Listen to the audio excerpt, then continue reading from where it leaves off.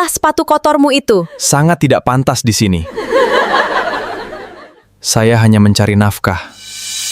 Di tengah kemewahan sebuah pesta, seorang wanita tertawa sinis sambil menunjuk sepatu lusuh mantannya. Dengan suara lantang ia berkata, "Harganya tak sampai sol sepatu pacarku." Seketika semua orang ikut menertawakan pria itu.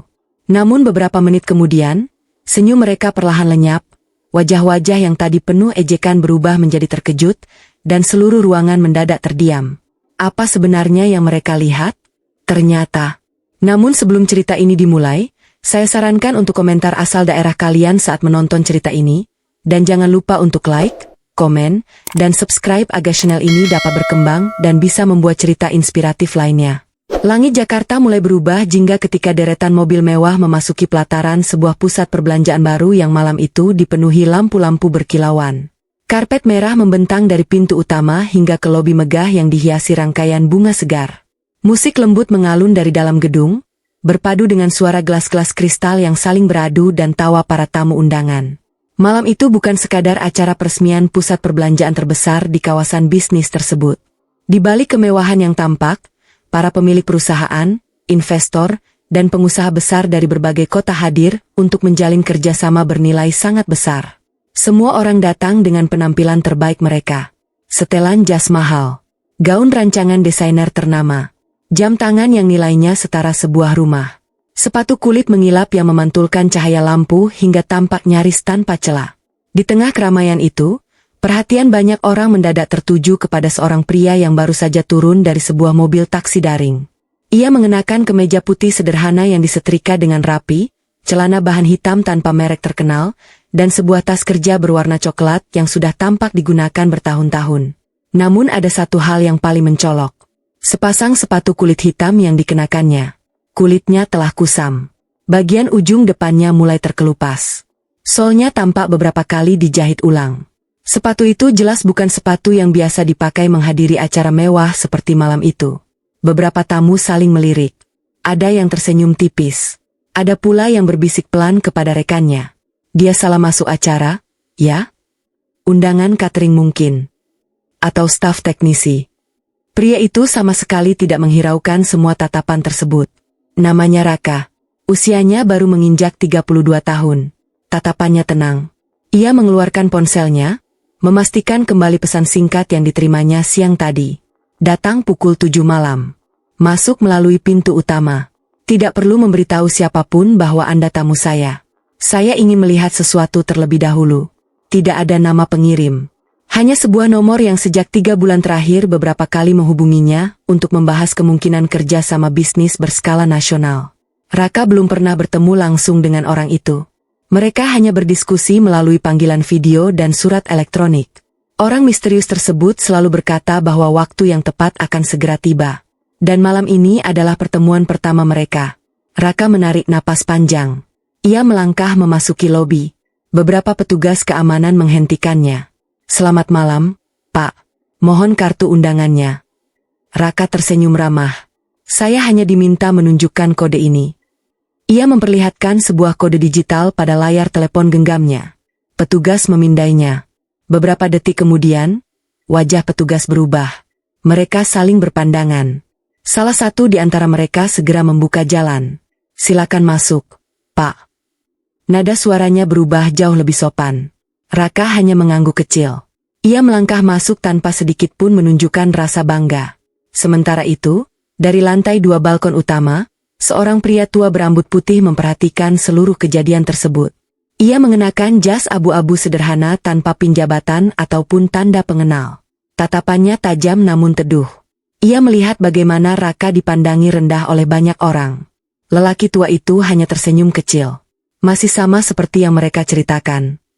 Tak jauh darinya, seorang wanita parubaya yang menjadi asistennya bertanya pelan. "Apakah beliau orangnya?" Pria tua itu tidak langsung menjawab. "Kita lihat dulu." Mereka kembali memperhatikan keramaian di bawah. Sementara itu, Raka memilih berdiri di dekat jendela besar yang menghadap taman. Ia mengambil segelas air putih. Bukan kopi mahal. Bukan minuman beralkohol. Ia hanya berdiri sambil menikmati suasana. Di sela-sela kesunyian itu, Pikirannya perlahan kembali mengembara pada perjalanan panjang yang membawanya hingga ke tempat tersebut. Sudah 5 tahun. 5 tahun sejak hidupnya berubah total. 5 tahun sejak seseorang yang pernah menjadi alasan terbesar ia bekerja keras memutuskan pergi begitu saja. Nama itu kembali terlintas di benaknya. Selin. Raka mengembuskan napas pelan. Tidak ada lagi rasa marah. Yang tersisa hanyalah kenangan. Kenangan yang sesekali masih terasa sesak ketika datang tanpa diundang. Ia masih ingat bagaimana mereka pertama kali bertemu. Saat itu mereka sama-sama mahasiswa. Raka berasal dari keluarga sederhana. Ayahnya seorang montir sepeda motor. Ibunya membuka warung kecil di depan rumah. Penghasilan mereka pas-pasan. Namun kedua orang tuanya selalu mengajarkan satu hal. Jangan pernah malu hidup sederhana. Yang memalukan adalah kehilangan kejujuran. Kalimat itu terus melekat hingga dewasa. Sedangkan Selin berbeda. Ia dikenal sebagai mahasiswi cantik di kampus. Aktif dalam berbagai organisasi. Pandai berbicara. Mudah berteman dengan siapa saja. Banyak pria menyukainya. Namun entah mengapa, justru Raka yang berhasil membuatnya jatuh hati. Hubungan mereka berjalan sederhana. Tidak ada makan malam mahal. Tidak ada hadiah mewah. Kadang mereka hanya duduk di taman kampus sambil berbagi satu kotak nasi. Kadang berjalan kaki pulang karena uang mereka habis untuk membeli buku. Namun mereka selalu tertawa. Kala itu, kebahagiaan terasa begitu murah. Raka bahkan masih mengingat jelas ucapan Selin suatu malam. Aku nggak butuh pria kaya. Aku cuma butuh pria yang nggak pernah ninggalin aku. Ucapan itu pernah menjadi bahan bakar semangat Raka. Ia bekerja lebih keras lagi. Pagi kuliah. Sore mengantar paket. Malam menjaga gudang. Hari libur menjadi sopir pengiriman. Semua dilakukan agar mereka memiliki masa depan. Semua terasa layak dijalani. Karena setiap kali rasa lelah datang, Selin selalu berkata, nanti kalau kita sudah berhasil, kita beli rumah kecil. Kita tanam bunga di depan rumah. Kita minum teh tiap sore. Mimpi itu sederhana, namun sangat indah. Raka tersenyum kecil mengingat semua itu. Lalu senyum itu perlahan menghilang. Karena ia juga mengingat bagaimana semuanya berubah. Bukan dalam semalam, melainkan sedikit demi sedikit. Sangat pelan, hampir tidak terasa. Sampai akhirnya semuanya benar-benar hilang. Pak. Suara seorang pelayan membuyarkan lamunannya. Apakah Bapak ingin mencoba hidangan utama? Raka menggeleng pelan. Terima kasih. Pelayan itu tersenyum lalu pergi. Di sisi lain ruangan, para tamu mulai ramai membicarakan kabar bahwa keluarga Wijaya akan segera datang. Nama itu cukup terkenal. Pemilik salah satu perusahaan properti terbesar di ibu kota. Konon, putra tunggal keluarga tersebut juga akan hadir. Banyak orang berharap bisa berkenalan dengannya. Karena siapapun yang dekat dengan keluarga Wijaya dipercaya memiliki peluang bisnis yang jauh lebih besar. Beberapa wanita muda tampak mulai merapikan riasan mereka. Beberapa pria sibuk memperbaiki dasi. Suasana berubah semakin ramai. Raka sama sekali tidak tertarik. Ia justru membuka sebuah dompet kulit lama. Di dalamnya hanya ada beberapa kartu nama. Sebuah foto kecil yang mulai memudar. Dan secari kertas yang sudah menguning. Foto itu memperlihatkan dua mahasiswa yang sedang tersenyum sambil memegang 2 gelas es teh. Raka dan Selin. Ia memandangi foto itu beberapa detik. Lalu mengembalikannya ke dalam dompet. Bukan karena masih berharap. Melainkan sebagai pengingat bahwa setiap perjalanan pasti memiliki alasan. Tanpa masa lalu itu, mungkin ia tidak akan menjadi dirinya yang sekarang. Tak lama kemudian, suara riuh terdengar dari arah pintu utama. Beberapa kamera langsung mengarah ke sana. Kilatan lampu mulai memenuhi ruangan. Para tamu berdiri. Beberapa orang bertepuk tangan. Sebuah mobil hitam mewah berhenti tepat di depan karpet merah. Seorang pria muda turun lebih dulu. Tubuhnya tinggi. Setelan jas biru tua membungkus penampilannya dengan sempurna. Jam tangan emas menghiasi pergelangan kirinya. Ia tersenyum percaya diri sambil melambaikan tangan kepada beberapa tamu. Di belakangnya, seorang wanita turun dengan gaun merah anggur yang berkilau diterpa cahaya lampu. Kalung berlian menghiasi lehernya. Sepatu hak tinggi berwarna putih tampak begitu mengilap. Rambut panjangnya ditata rapi. Ia tampak anggun, percaya diri, dan begitu dikenal oleh sebagian besar tamu. Beberapa orang langsung menyambutnya. Selin, kamu makin cantik. Selamat ya. Wanita itu tersenyum ramah kepada semua orang. Namun senyum itu perlahan menghilang ketika matanya menangkap sosok seseorang yang sedang berdiri tidak jauh dari jendela. Ia membeku. Tatapannya tidak berkedip. Pria di sampingnya ikut mengikuti arah pandangan tersebut. Ada apa? Selin tidak langsung menjawab. Dadanya berdebar. Ia mengenali wajah itu. Meski 5 tahun telah berlalu. Meski kini wajah itu terlihat jauh lebih dewasa. Ia tidak mungkin salah. Itu? Suara Selin nyaris tidak terdengar. Itu Raka. Pria di sampingnya mengernyit. Mantanmu itu? Selin mengangguk pelan. Beberapa detik kemudian, ekspresinya berubah. Keterkejutan itu perlahan berganti menjadi senyum tipis. Senyum yang sulit ditebak artinya. Sementara Raka yang belum menyadari kehadiran mereka masih memandang keluar jendela, menikmati hujan rintik yang mulai turun membasahi halaman gedung. Takdir yang selama 5 tahun menahan 2 kehidupan berbeda, akhirnya mempertemukan mereka kembali di tempat yang sama. Dan malam itu baru saja dimulai. Rintik hujan yang membasahi kaca gedung seolah membawa Raka kembali kepada masa yang selama ini hanya ia simpan dalam diam. 5 tahun memang mampu menghapus banyak hal. Menghapus kebiasaan. Menghapus rutinitas. Bahkan menghapus orang-orang yang dahulu terasa begitu dekat. Namun ada satu hal yang tidak pernah benar-benar hilang. Kenangan. Kenangan selalu tahu jalan pulang. Raka memejamkan mata sejenak. Di tengah ramainya suara musik dan percakapan para tamu, pikirannya kembali melayang pada hari pertama ia mengenal Selin. Semuanya berawal dari ruang perpustakaan kampus. Saat itu hujan turun sangat deras. Mahasiswa berlarian mencari tempat berteduh. Raka yang baru selesai mengembalikan beberapa buku melihat seorang gadis sedang kesulitan membawa tumpukan referensi yang hampir jatuh. Tanpa berpikir panjang, ia segera membantu. Boleh saya bantu? Gadis itu menoleh. Wajahnya dipenuhi rasa lega. Terima kasih. Bukunya kebanyakan. Raka hanya tersenyum. Sejak hari itulah mereka mulai saling mengenal. Awalnya hanya teman diskusi, lalu teman mengerjakan tugas. Hingga tanpa terasa mereka menjadi pasangan yang hampir selalu bersama. Selin sering tertawa melihat kebiasaan Raka. Pria itu hampir tidak pernah membeli makanan mahal. Ia lebih memilih menyimpan uangnya. Kalau lapar, ia cukup membeli nasi bungkus sederhana di warung dekat kampus. Suatu sore, Selin pernah bertanya sambil memandangi isi dompet Raka yang hanya tersisa beberapa lembar uang. Kamu nggak capek hidup sehemat ini? Raka tertawa kecil. Capek. Terus kenapa tetap dijalani? Soalnya aku nggak mau capek selamanya. Jawaban sederhana itu membuat Selin ikut tersenyum. Ia semakin yakin memilih pria yang tepat. Bagi Selin saat itu, Raka bukan pria kaya. Tetapi ia adalah pria yang selalu membuatnya merasa aman. Mereka memiliki banyak mimpi. Mimpi yang mungkin terdengar kecil bagi sebagian orang. Namun bagi mereka, itulah dunia.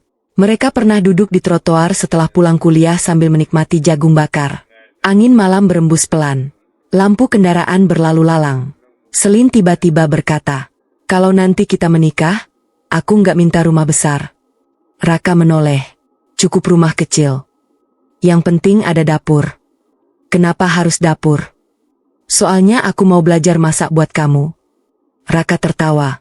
Kalau masakannya gagal, ya kamu harus tetap makan. Kalau keracunan? Selin memukul pelan lengan Raka. Kamu ini? Mereka tertawa bersama. Saat itu, masa depan terasa begitu dekat. Tidak ada yang menyangka bahwa waktu bisa mengubah segalanya. Memasuki semester akhir, cobaan mulai datang.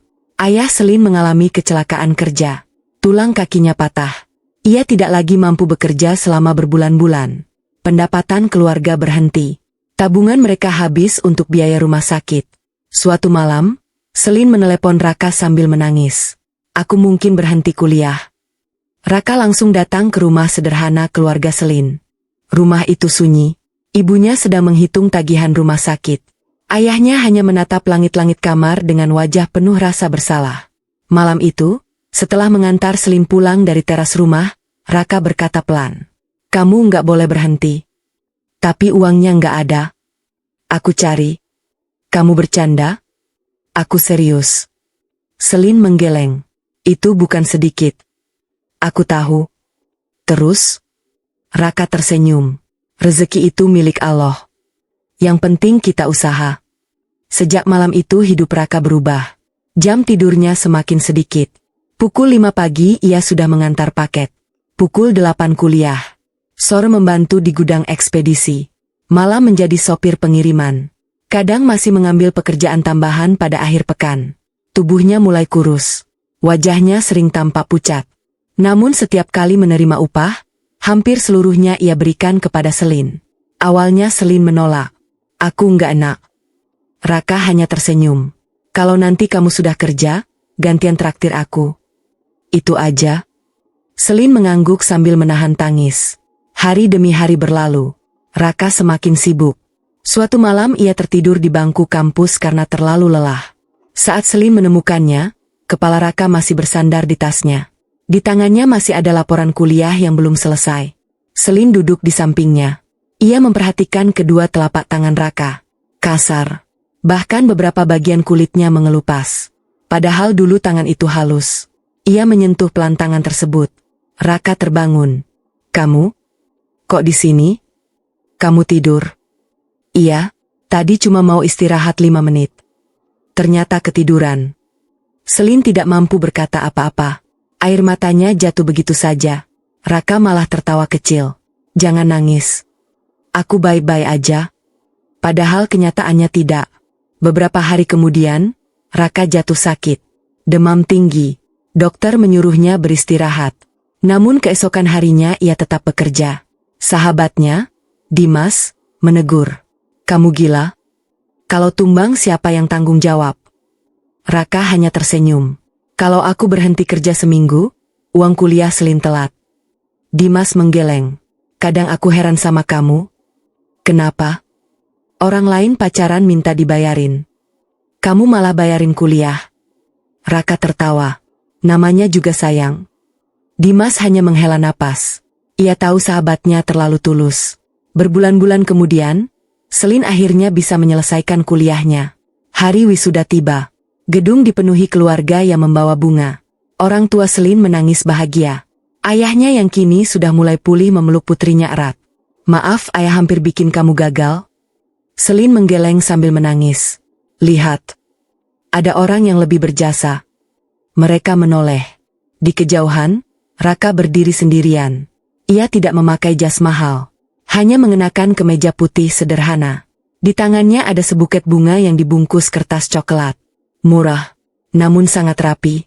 Selin berlari memeluknya. Terima kasih. Buat apa? Semuanya. Raka hanya tersenyum. Selamat ya. Hari ini impianmu tercapai. Selin memeluknya semakin erat.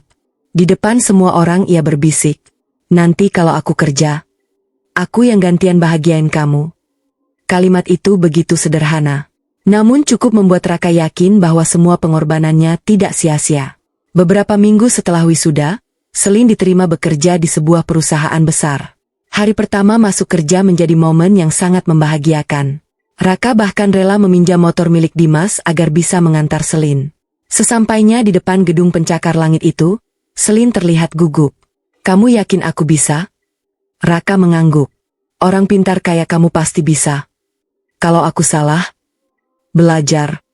Kalau dimarahin, besok coba lagi. Kalau gagal, Raka tersenyum. Aku masih di sini. Jawaban itu membuat Selin tersenyum lebar. Ia mencium tangan Raka. Doain aku. Selalu. Selin masuk ke dalam gedung.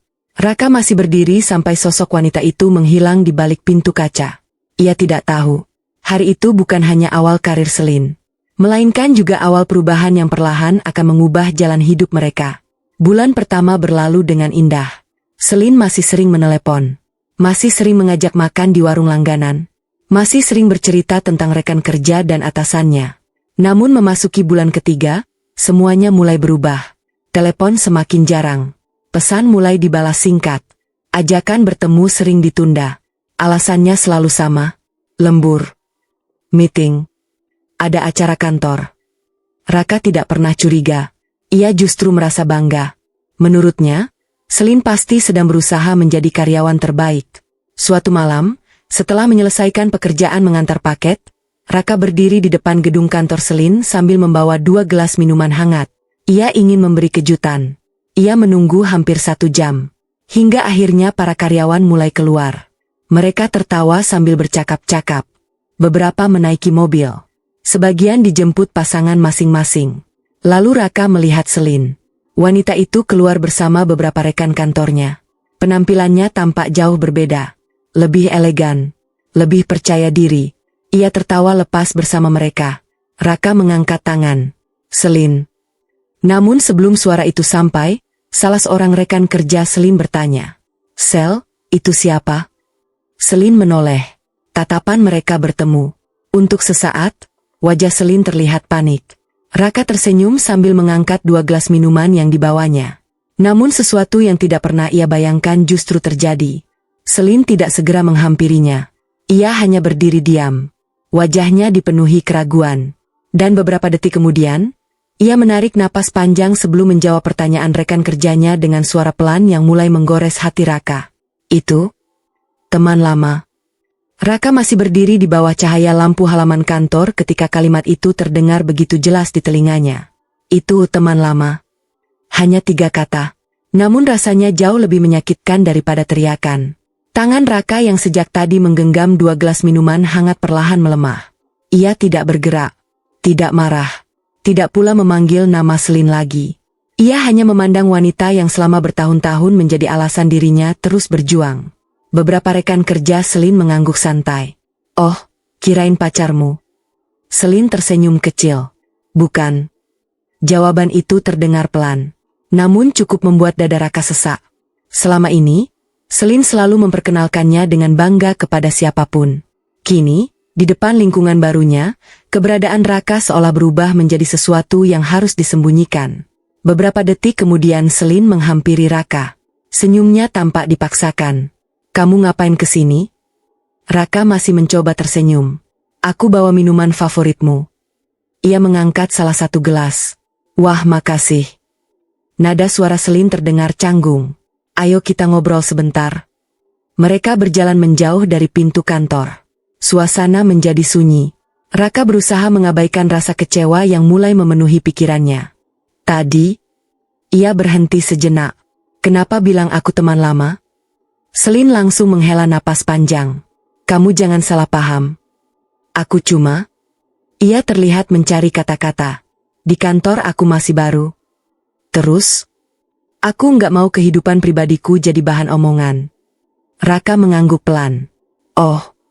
Jawaban itu singkat. Sangat singkat. Namun di dalam hatinya muncul sesuatu yang belum pernah ia rasakan sebelumnya. Perasaan asing. Perasaan bahwa jarak di antara mereka mulai melebar. Selin mencoba menggenggam tangan Raka. Kamu percaya sama aku, kan? Raka menatap wajah wanita itu. Ia melihat mata yang sama. Senyum yang sama. Namun entah mengapa, ada sesuatu yang terasa berbeda. Aku percaya. Jawaban itu keluar dengan tulus. Karena memang itulah yang selalu ia lakukan. Mempercayai Selin. Sepulang dari sana, Raka tidak menceritakan kejadian itu kepada siapapun. Ia memilih menganggap semuanya hanya kesalahpahaman. Namun waktu terus berjalan. Dan perubahan kecil mulai berubah menjadi kebiasaan. Kini, Selin semakin jarang mengangkat telepon. Pesan Raka kadang baru dibalas tengah malam. Bahkan tidak jarang baru dijawab keesokan harinya. Alasannya selalu terdengar masuk akal. Meeting, presentasi, lembur, pelatihan. Raka memahami. Ia pernah merintis pekerjaan dari bawah. Ia tahu bagaimana rasanya ingin membuktikan kemampuan. Karena itulah ia tidak pernah menuntut. Sebaliknya, ia justru semakin sering memberi semangat. Setiap pagi, semangat kerja, ya. Semoga harimu menyenangkan. Setiap malam, jangan lupa makan. Istirahat kalau capek. Semoga Allah mudahkan semua urusanmu. Balasan dari Selin semakin pendek. Makasih. Iya, oke. Kadang hanya sebuah emotikon. Dimas mulai menyadari perubahan itu. Suatu malam mereka sedang duduk di warung kopi sederhana setelah selesai bekerja. Dimas menatap sahabatnya yang tampak lebih banyak diam. Masih sering ketemu Selin? Jarang. Kenapa? Sibuk. Dimas mengangguk pelan. Lalu ia berkata hati-hati. Rak. Iya? Jangan marah sama aku. Kenapa? Aku cuma takut. Takut apa? Dimas mengaduk kopinya. Takut kamu terlalu percaya sama seseorang. Raka tersenyum tipis. Selin bukan orang kayak gitu. Kamu yakin? Yakin. Dimas tidak melanjutkan pembicaraan. Ia hanya berharap firasatnya salah. Di sisi lain kota, kehidupan Selin berubah jauh lebih cepat daripada yang ia bayangkan. Perusahaan tempatnya bekerja dipenuhi orang-orang sukses. Mobil mewah memenuhi area parkir. Setiap makan siang, rekan-rekannya membicarakan restoran mahal, liburan ke luar negeri, jam tangan edisi terbatas, apartemen mewah. Awalnya Selin hanya mendengarkan. Namun lama-kelamaan, ia mulai ingin menjadi bagian dari dunia itu. Suatu hari, beberapa rekan kerjanya mengajak makan siang. Mereka duduk di sebuah restoran mewah. Tagihan satu kali makan hampir setara biaya hidup Raka selama beberapa hari. Selin tampak sedikit canggung. Namun ia berusaha menyesuaikan diri. Salah seorang rekan bertanya sambil tersenyum. Kamu sudah punya pacar? Selin terdiam beberapa detik, lalu menjawab pelan. Belum. Jawaban itu keluar begitu saja, tanpa berpikir, tanpa rasa bersalah. Padahal beberapa jam sebelumnya, Raka baru saja mengirim pesan menanyakan apakah ia sudah makan. Sejak hari itu, Selin mulai semakin sering menyembunyikan hubungannya. Bukan karena membenci Raka, tetapi karena ia mulai takut dianggap berbeda. Takut dinilai tidak sekelas. Takut dipandang rendah. Perlahan, standar kebahagiaannya ikut berubah. Ia mulai membandingkan. Rekan kerja dijemput mobil mewah, sedangkan dirinya masih diantar motor pinjaman. Temannya memakai tas mahal. Ia masih membawa tas lama. Orang-orang membicarakan investasi, sedangkan Raka masih bekerja mengantar barang. Perbandingan-perbandingan kecil itu terus memenuhi pikirannya. Hingga tanpa sadar, rasa syukur mulai tergantikan oleh rasa kurang. Beberapa minggu kemudian, perusahaan mengadakan acara makan malam bersama seluruh karyawan. Malam itu Selin tampil sangat cantik. Gaun sederhana yang ia beli dengan gaji pertamanya membuatnya tampak anggun. Di tengah acara, direktur perusahaan datang bersama putranya. Namanya Adrian. Usianya sekitar 30 tahun. Berpenampilan rapi, percaya diri, pandai berbicara. Berbeda dengan kebanyakan anak orang kaya, Adrian cukup ramah kepada semua orang. Ia bahkan menyapa karyawan baru satu persatu. Saat tiba di hadapan Selin, Adrian tersenyum. Selamat bergabung. Terima kasih, Pak. Jangan panggil Pak. Panggil Adrian saja. Selin sedikit gugup. Sejak malam itu, Adrian mulai beberapa kali berbicara dengannya. Awalnya hanya soal pekerjaan, lalu sesekali makan siang bersama tim. Kemudian menjadi lebih sering. Selin tidak menyadari bahwa beberapa rekan mulai membicarakan kedekatan mereka. Wah, kayaknya Adrian suka sama Selin. Cocok tuh. Cantik ketemu kaya. Semua hanya tertawa. Namun kalimat-kalimat itu perlahan memengaruhi pikiran Selin. Suatu sore, Raka datang menjemput Selin seperti biasanya. Ia membawa kotak kecil. Coba buka. Selin membukanya. Di dalamnya ada sebuah jam tangan sederhana. Bukan merek terkenal, namun sangat rapi. Aku nabung 3 bulan. Kamu pernah bilang sering telat lihat jam. Selin memandangi hadiah itu. Beberapa tahun lalu, ia pasti akan memeluk Raka dengan bahagia. Namun kini, entah mengapa, yang pertama kali muncul justru rasa kecewa. Jam tangan itu terlihat biasa dibandingkan aksesori yang dikenakan rekan-rekan kantornya. Ia berusaha tersenyum. Bagus. Kamu nggak suka? Bukan. Cuma. Apa? Enggak apa-apa. Raka tidak memaksa. Namun ia mulai merasakan perubahan yang semakin sulit dijelaskan. Perubahan itu mencapai titik yang membuat Raka benar-benar bingung. Hari ulang tahun Selin tiba. Raka sudah merencanakan semuanya jauh-jauh hari. Ia memesan meja di warung makan favorit mereka. Warung kecil tempat mereka dulu sering makan saat masih kuliah. Pemilik warung bahkan masih mengingat mereka. Wah, akhirnya datang lagi. Iya, Bu. Mau rayain ulang tahun. Pemilik warung tersenyum bahagia. Ia memasak sendiri menu favorit Selin. Raka menunggu. 6 sore, 7 malam, 8 malam. Selin belum datang.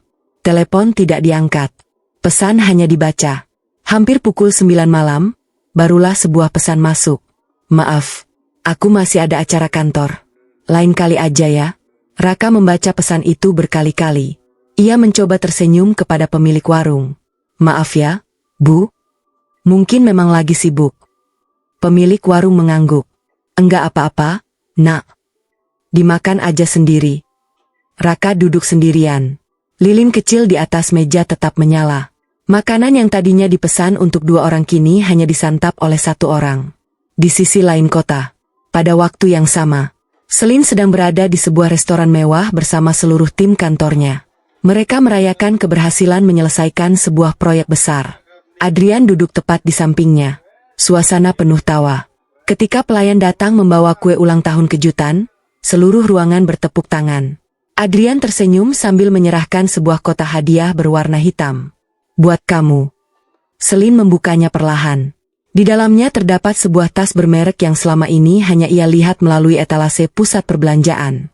Nilainya setara penghasilan Raka selama berbulan-bulan. Semua rekan kerja bersorak. Wah, beruntung banget. Selin, selamat ya. Selin tersenyum lebar. Malam itu, untuk pertama kalinya dalam hidupnya, ia merasakan bagaimana rasanya menjadi pusat perhatian di dunia yang selama ini hanya ia impikan. Namun di sudut lain kota, tanpa pernah ia ketahui, ada seorang pria yang masih duduk sendirian di depan sepotong kue sederhana yang lilinnya telah padam karena menunggu terlalu lama. Malam itu menjadi titik yang diam-diam mengubah hati Raka. Bukan karena Selin tidak datang. Bukan pula karena hadiah mahal dari pria lain. Melainkan karena untuk pertama kalinya, ia merasa tidak lagi menjadi bagian dari kehidupan wanita yang selama ini ia perjuangkan. Setelah membayar makanan, Raka berpamitan kepada pemilik warung. Titip salam buat Selin kalau nanti datang ya, Nak. Raka hanya tersenyum. Iya, Bu. Ia tahu. Kemungkinan itu hampir tidak akan pernah terjadi. Sepanjang perjalanan pulang, jalanan Jakarta mulai lengang. Lampu-lampu kota memantul di genangan air sisa hujan. Motor yang dikendarainya melaju pelan. Biasanya, setiap selesai bertemu Selin, hatinya selalu terasa ringan. Namun malam itu berbeda. Entah mengapa, dadanya terasa penuh. Seolah ada sesuatu yang ingin pecah, tetapi tidak mampu keluar. Sesampainya di rumah, ibunya langsung membuka pintu. Wah, kok cepat pulangnya? Raka tersenyum. Acara dibatalin. Oh begitu. Ibunya tidak bertanya lebih jauh. Seorang ibu seringkali tahu kapan anaknya sedang ingin bercerita, dan kapan ia hanya ingin diam. Malam itu Raka masuk ke kamarnya. Ia membuka lemari kecil di sudut ruangan. Di dalamnya masih tersimpan map berisi berbagai catatan, daftar tabungan, target usaha, mimpi-mimpi kecil yang pernah ia tulis bertahun-tahun lalu. Di halaman paling depan tertulis dengan tulisan tangannya sendiri. Rumah kecil sebelum usia 30. Usaha pengiriman sendiri. Menikah dengan Selin. Ia memandangi tulisan itu cukup lama. Lalu perlahan menutup kembali map tersebut. Hari-hari berikutnya berjalan semakin aneh. Hubungan mereka tidak benar-benar berakhir. Namun juga tidak lagi terasa seperti dulu. Setiap kali Raka mengajak bertemu, Selin selalu sibuk. Kalaupun bertemu, waktunya hanya sebentar. Percakapan mereka terasa kaku. Tidak lagi dipenuhi tawa. Suatu sore, Raka akhirnya memberanikan diri bertanya. Selin. Iya?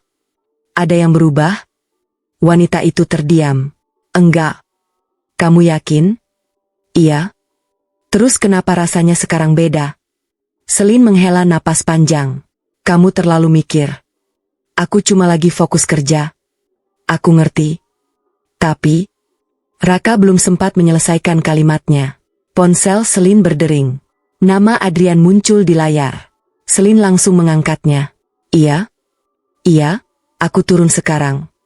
Oke. Telepon ditutup. Aku harus balik. Masih ada kerjaan? Iya. Raka mengangguk. Oke. Selin buru-buru pergi. Raka masih berdiri di tempatnya.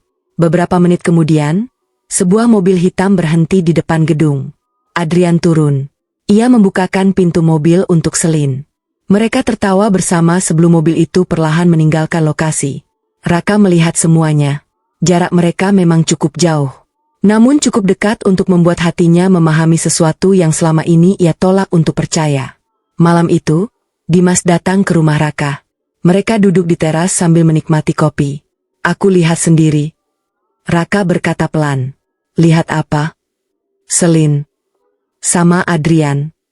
Dimas diam. Menurutmu mereka cuma teman kerja? Dimas tidak langsung menjawab.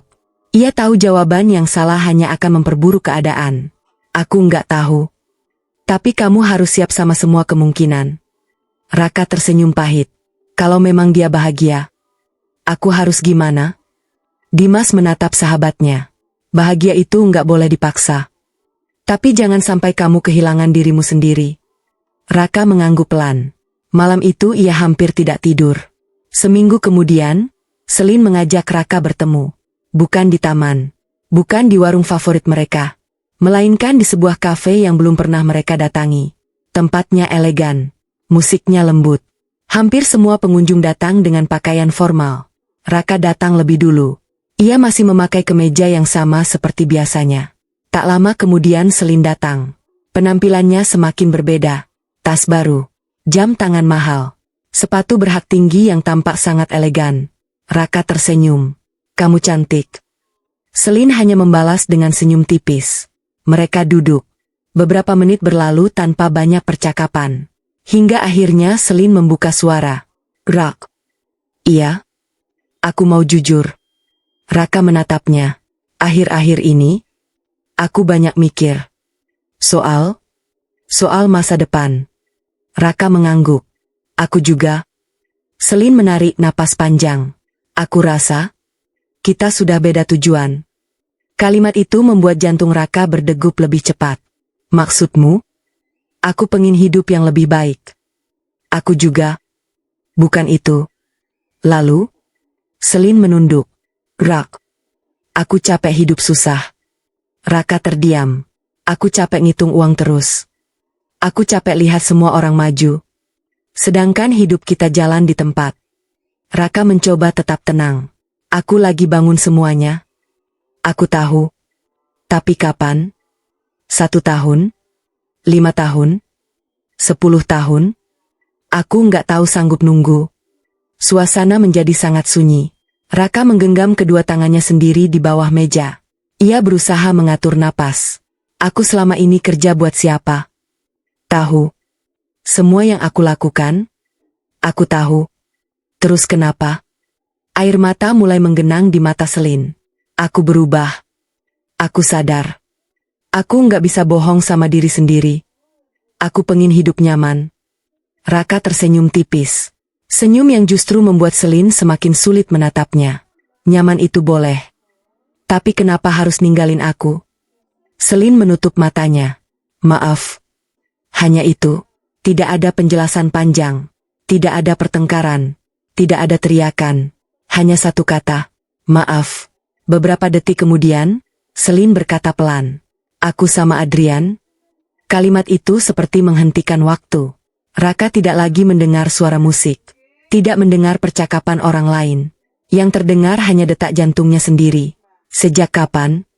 Beberapa bulan. Jadi selama ini? Selin mengangguk pelan. Air matanya jatuh. Aku benar-benar minta maaf. Raka memejamkan mata. Ternyata semua firasatnya benar. Bukan karena pekerjaan. Bukan karena kesibukan. Melainkan karena hati Selin memang sudah berpindah.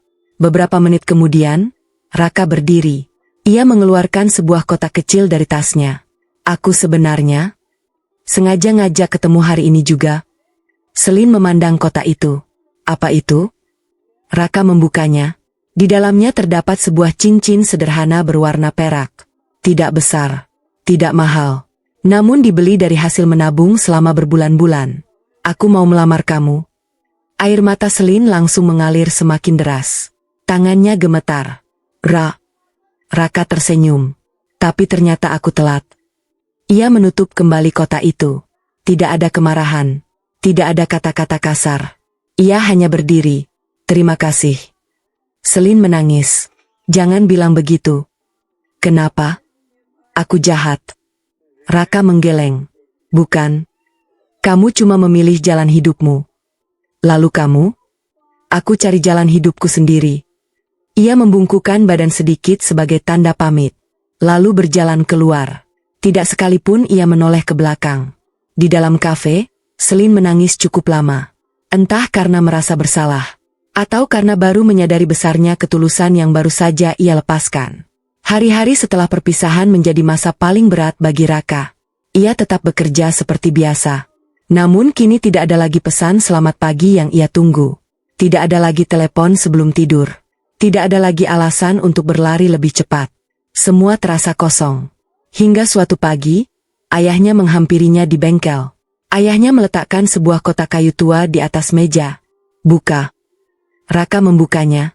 Di dalamnya terdapat buku tabungan lama, beberapa lembar sertifikat tanah kecil, dan sebuah amplop. Ayah? Apa ini? Ayahnya tersenyum. Modal. Ayah enggak butuh. Butuh. Tapi kamu lebih butuh. Raka menggeleng cepat. Jangan. Itu hasil kerja ayah puluhan tahun. Ayahnya menatap lurus ke matanya. Dulu waktu kecil kamu pernah bilang, kalau besar nanti mau punya usaha sendiri. Ayah belum lupa. Tapi, ayahnya menepuk bahu Raka. Kalau hati sedang hancur, jangan berhenti melangkah. Bangun sesuatu, supaya rasa sakitmu berubah jadi masa depan. Kalimat itu menancap dalam hati Raka. Siang harinya ia menemui Dimas. Aku mau berhenti kerja.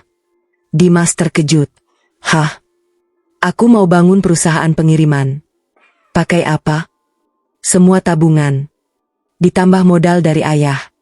Dimas menghela napas panjang. Itu nekat. Iya. Kalau gagal? Raka tersenyum. Setidaknya aku gagal mengejar mimpi. Bukan gagal karena menyerah. Dimas menatap sahabatnya beberapa saat. Lalu perlahan tersenyum. Kalau begitu, aku ikut. Raka mengernyit. Serius? Serius. Kita mulai dari nol. Tapi kita mulai bareng. Dua sahabat itu saling berjabat tangan. Mereka belum tahu bahwa keputusan sederhana di sebuah bengkel kecil pada siang itu kelak akan mengubah hidup mereka, dan suatu hari akan membawa Raka kembali berdiri di hadapan wanita yang pernah meninggalkannya, bukan sebagai pria yang kalah, melainkan sebagai seseorang yang dibentuk oleh luka, kerja keras, dan keteguhan hati. Suara denting gelas kristal kembali memenuhi aula megah tempat acara peresmian pusat perbelanjaan itu berlangsung. Lampu gantung raksasa memancarkan cahaya keemasan ke seluruh ruangan. Di sudut-sudut aula, para pelayan sibuk menghidangkan makanan kepada tamu-tamu penting yang berasal dari berbagai perusahaan besar. Tidak sedikit wartawan yang mulai mengambil gambar para pengusaha terkenal. Nama-nama besar dunia bisnis berkumpul di satu tempat. Namun di tengah kemewahan itu, tidak ada satupun yang mengetahui bahwa dua orang dengan masa lalu yang saling terikat baru saja kembali dipertemukan. Raka masih berdiri di dekat jendela. Tangannya memegang segelas air putih yang hampir tidak ia sentuh. Ia sudah menyadari kehadiran Selin sejak beberapa menit lalu. Begitu pula Selin.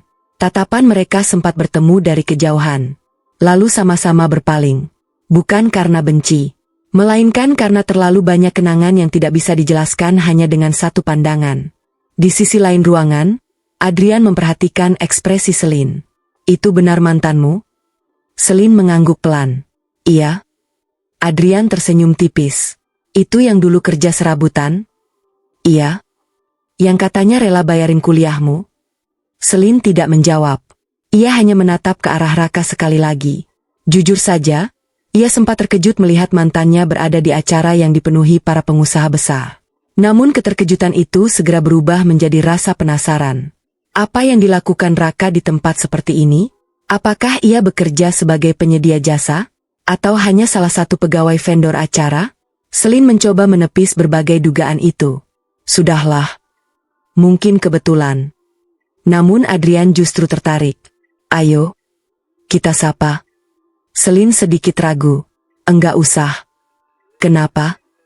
Udah lama enggak ketemu? Justru itu. Adrian tersenyum percaya diri. Enggak enak kalau pura-pura enggak kenal.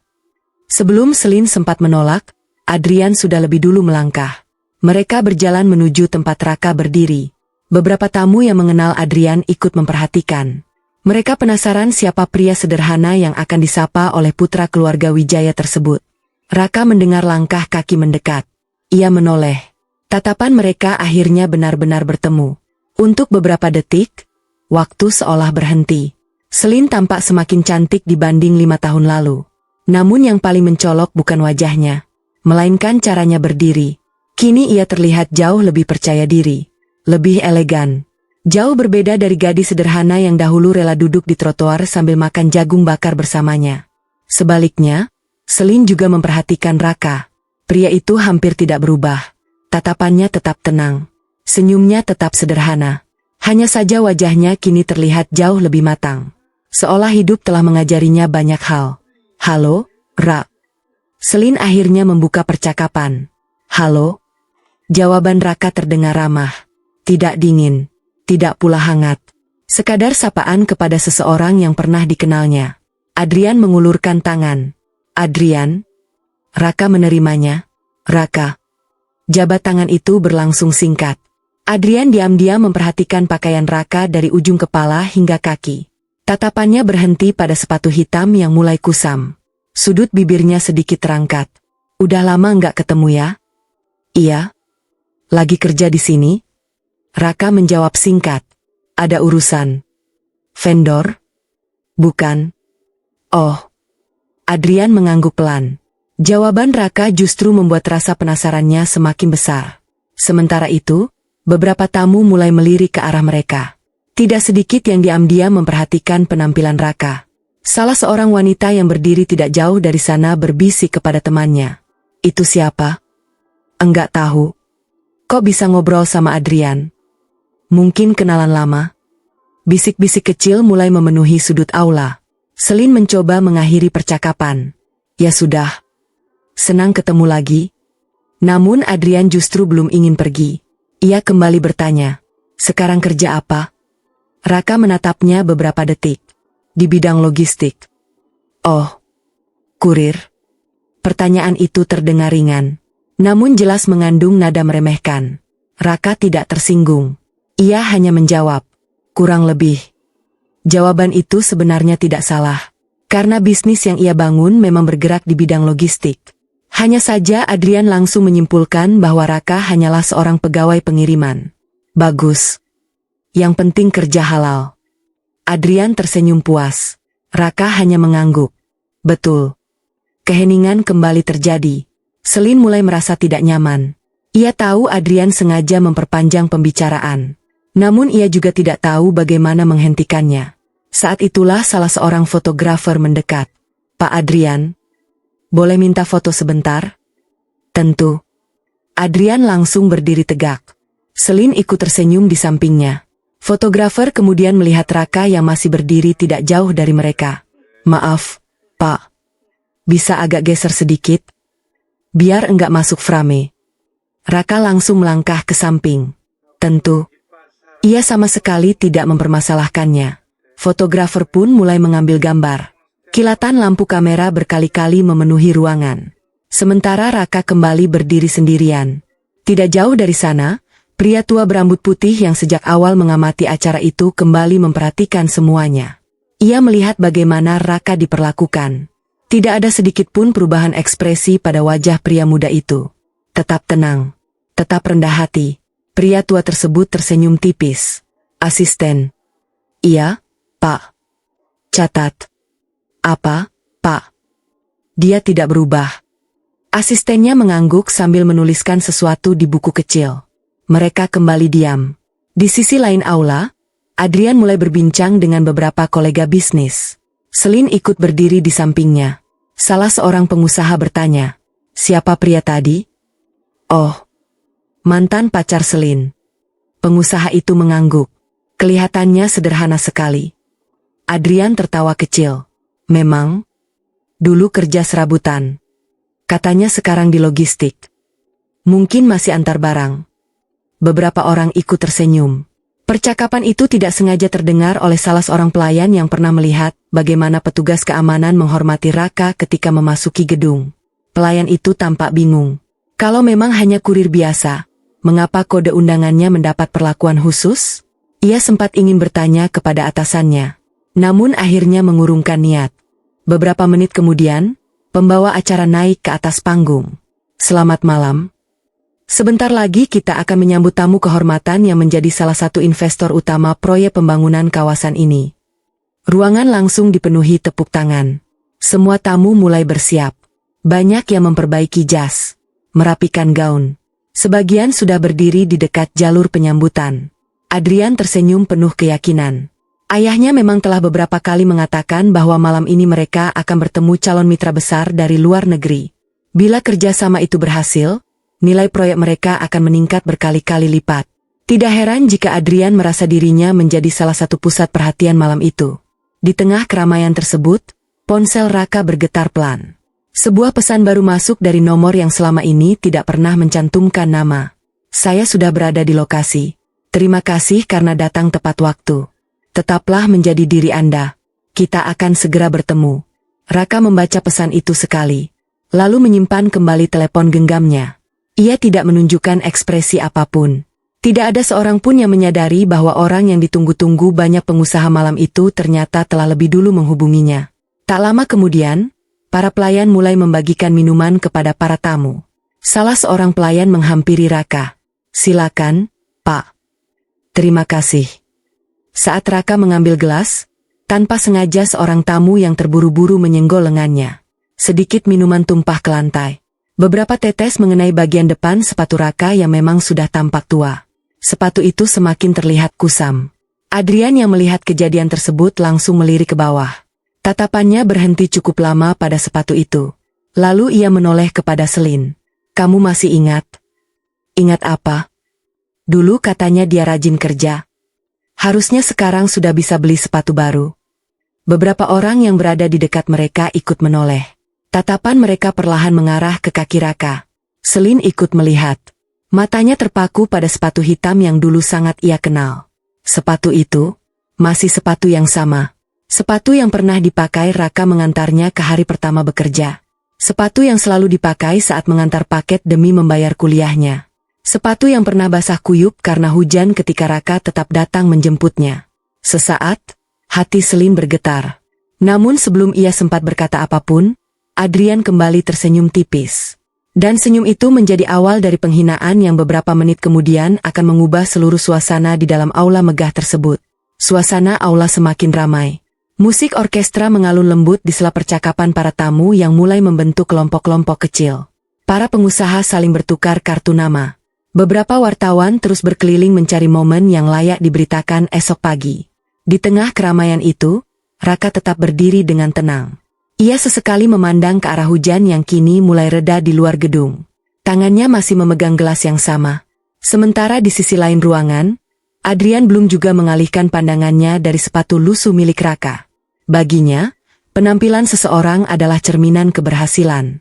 Semakin mahal yang dikenakan, semakin tinggi pula penghormatan yang layak diterima. Pemikiran itulah yang selama ini tumbuh di lingkungan tempat ia dibesarkan. Dan malam itu, Raka sama sekali tidak memenuhi standar yang ada di kepalanya. Selin. Iya? Itu benar-benar sepatu yang sama? Selin tidak langsung menjawab. Ia kembali memperhatikan sepatu hitam yang warnanya mulai pudar itu. Masih sama. Bahkan jahitan kecil di bagian sampingnya masih ia ingat. Dulu, ketika bagian solnya mulai terlepas, Raka membawanya ke tukang sepatu daripada membeli yang baru. Saat itu Selin pernah berkata sambil tertawa, "Kenapa nggak beli baru aja?" Raka menjawab dengan santai, "Masih bisa dipakai. Sayang kalau dibuang. Kan cuma sepatu." Ia tidak pernah tahu. Kalimat sederhana itu justru akan menjadi sesuatu yang terus melekat dalam ingatan Selin bertahun-tahun kemudian. Namun malam ini, kenangan itu hanya muncul sesaat. Realitas di hadapannya jauh berbeda. Ia kini berdiri di samping Adrian. Seorang pria yang memiliki lemari penuh sepatu bermerek dari berbagai negara. Harga satu pasangnya bahkan mampu membeli sepeda motor baru. Selin perlahan menghela napas. Iya? Kayaknya masih yang dulu. Adrian terkekeh pelan. Hebat juga.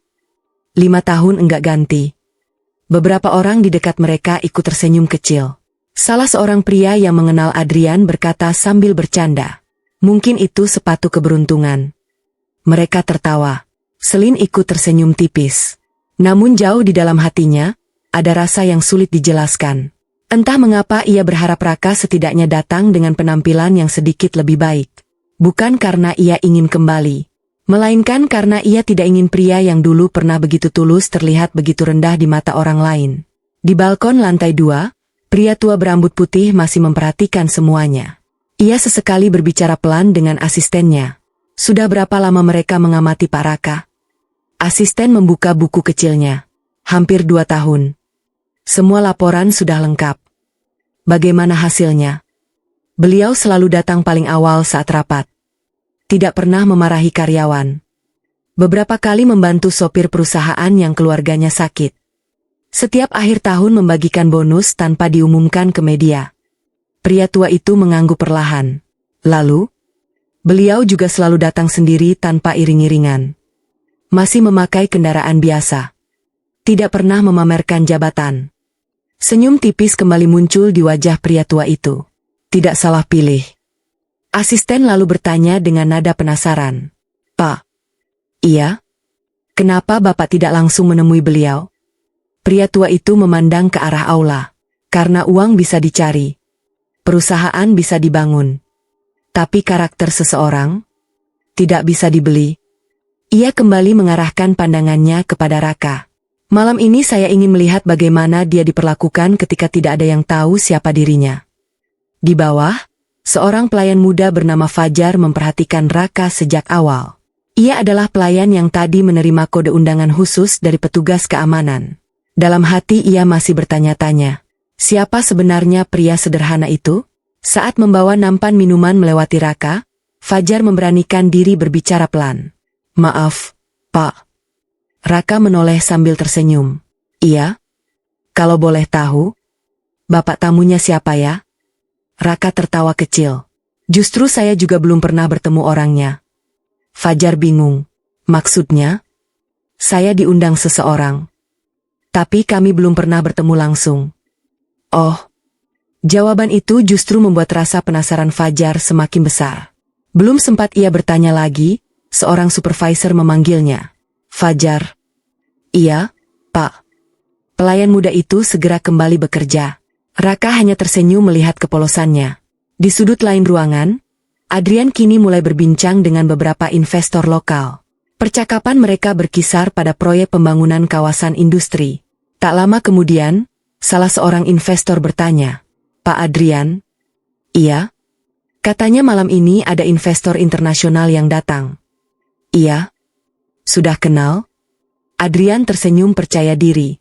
Belum. Tapi ayah sudah beberapa kali komunikasi. Harusnya malam ini tinggal final. Kalau kerjasamanya jadi, saya dengar nilainya luar biasa. Adrian mengangguk. Betul. Makanya saya datang lebih awal. Percakapan itu membuat beberapa pengusaha lain ikut mendekat. Semua ingin mendapatkan kesempatan berkenalan lebih dulu. Tidak ada yang menyadari bahwa orang yang paling ditunggu malam itu justru sedang memperhatikan mereka dari lantai 2. Tak jauh dari meja hidangan, 2 pria parubaya sedang berbincang pelan. Mereka adalah pengusaha lama yang cukup dikenal.